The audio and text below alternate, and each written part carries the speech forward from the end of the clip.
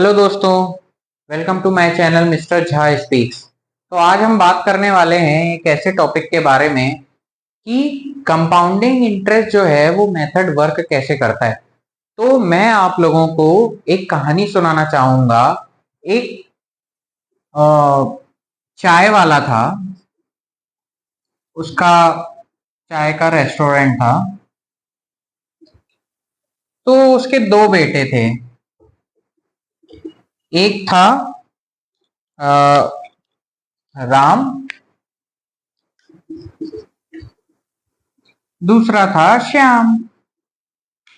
अब राम और श्याम में कॉमन ये था कि दोनों को हर महीने 5-5 हजार रुपए पॉकेट मनी मिलता था।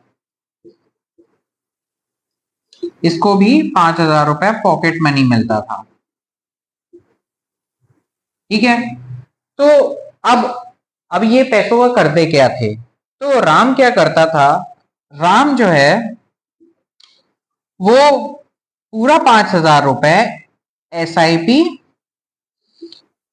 म्यूचुअल फंड और इक्विटी में इन्वेस्ट करता था। श्याम क्या करता था, 3000 तो अपनी जरूरतों पर खर्चा करता था, जैसे कि मोबाइल, घूमना, और जैसे कि आजकल की यंग जनरेशन भी करती है। तो इसने 3000 रुपए पूरा पूरा खर्च कर दिए। बट इसके पास जो बैलेंस बचा 2000 का, उसको इसने FD में इन्वेस्ट किया पर मंथ। ये सब पर मंथ। ओके, ठीक है। तो अब हम बात करते हैं कि जब ये पैसा इन्वेस्ट कर दिया राम और श्याम ने, तो उनका जो कॉर्पस बना। कॉर्पस क्या होता है दोस्तों? कॉर्पस जो है वो होता है मैच्योरिटी अमाउंट। तो ये मैच्योरिटी अमाउंट जो है उनको आफ्टर 30 इयर्स, उन्होंने राम और श्याम ने क्या किया,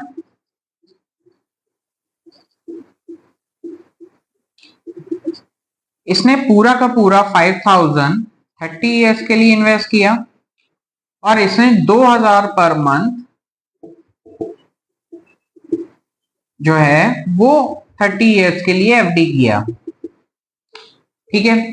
तो 30 साल में 30 साल में राम ने कितना इन्वेस्ट किया, आइए हम कैलकुलेट करते हैं। 5000 इंटू 12, एक साल में कितना, 60,000। तो 30 साल में कितना बनेगा, ये बनेगा 18 लाख रुपीस। सिर्फ इन्वेस्टमेंट है। ठीक है।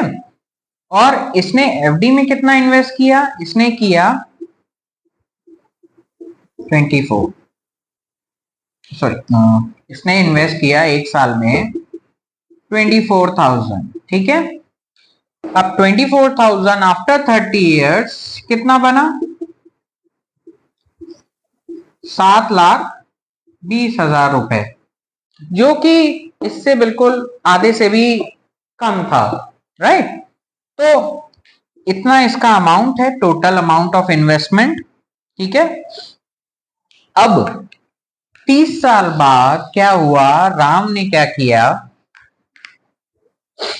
राम को जो कि उसने SIP में इन्वेस्ट किया था, कुछ पैसा म्यूचुअल फंड में इन्वेस्ट किया था, कुछ इक्विटी में डाला था। दोस्तों, समझने वाली बात यहाँ पे ये है कि SIP, म्यूचुअल फंड और इक्विटी जो है वो हाई रिस्क फंड हैं, हाई रिस्क फंड्स। ठीक है। बट श्याम ने क्या किया, श्याम ने किया FD। FD FD जो है वो लो रिस्क फंड है। राइट। तो SIP में क्या होता है कि आपको जो ROI है, आपको अच्छा ROI मिलता है। FD में जो ROI मिलता है वो आपको कम मिलता है as compare to this mutual funds and SIP equity. Okay, तो अब बात करते हैं कि राम और श्याम को उनका जो कॉर्पस है आफ्टर 30 इयर्स कितना बना। देखिए आइए जानते हैं। ठीक है, तो राम ने क्या किया था, 18 लाख इन्वेस्ट किए थे। श्याम ने क्या किया था, श्याम ने क्या किया था, 7,20,000 एफडी में इन्वेस्ट किए थे।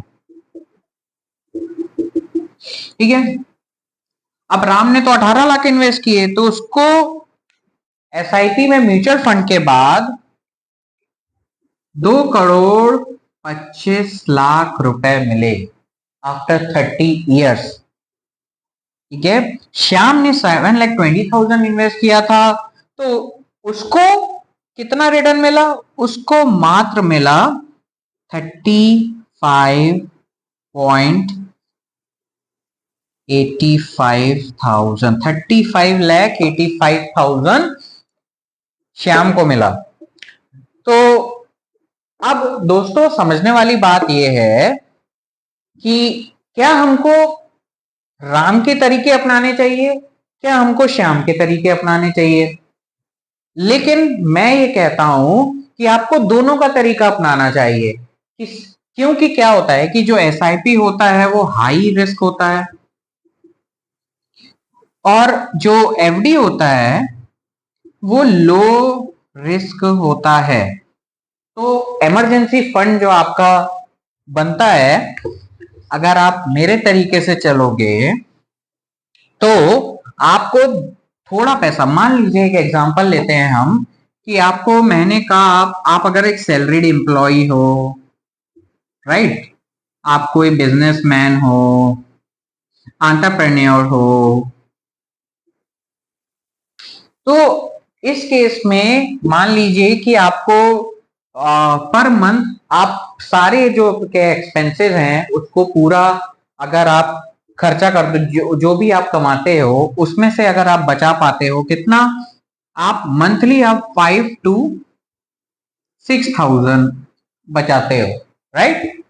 तो अब इस 5 से 6,000 को हमको इन्वेस्ट करना है, तो हम दोनों का तरीके अपनाएंगे, राम और श्याम दोनों के।